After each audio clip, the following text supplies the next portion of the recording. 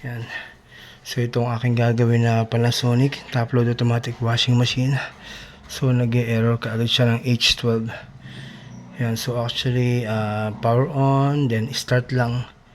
Then nagtimbang siya, umikot-ikot ng konti, and then biglang lumabas na yung H12. Yan. So isosolve ko yung problem na yun ngayon. Hopefully magawa ko agad. So marami akong nagagawang ganito na hindi nagawa ng ibang technician na nagpunta. Yan. So dati akong technician ng authorized service center ng Panasonic year 2000, 2004. Yan. Then yung mga seminar dito ang mga hinabol ko dun sa pinagtrabahohan kong authorized service center noon. Yan. Napakalaking bagay na nagagamit mo ngayon sa mga gawa mo.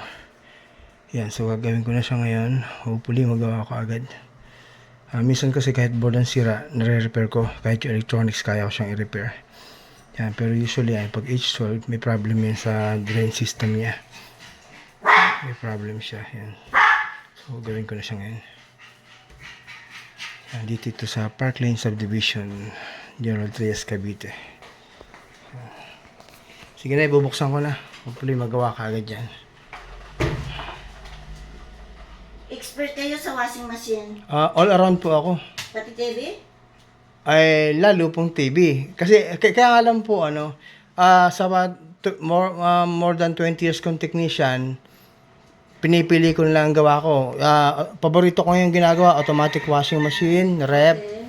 Automatic washing machine, rep, aircon, pinakahuli ang TV. Kasi ang TV kasi minsan kasi ang TV madiwara yung pyesa, mahirap maghanap ng pyesa. O yun. Dahil po yung automatic washing, kompleto ako ng pyesa, namuhunan ako dito.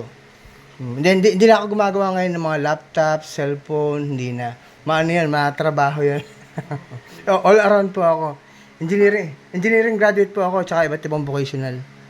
Dati po ako nagtuturo sa kolehiyo. Kaya nga lang, dito tayo sa may kita na, may time freedom pa. Oo nga. Yeah, buksan ko lang, hopefully magawa ko agad dyan.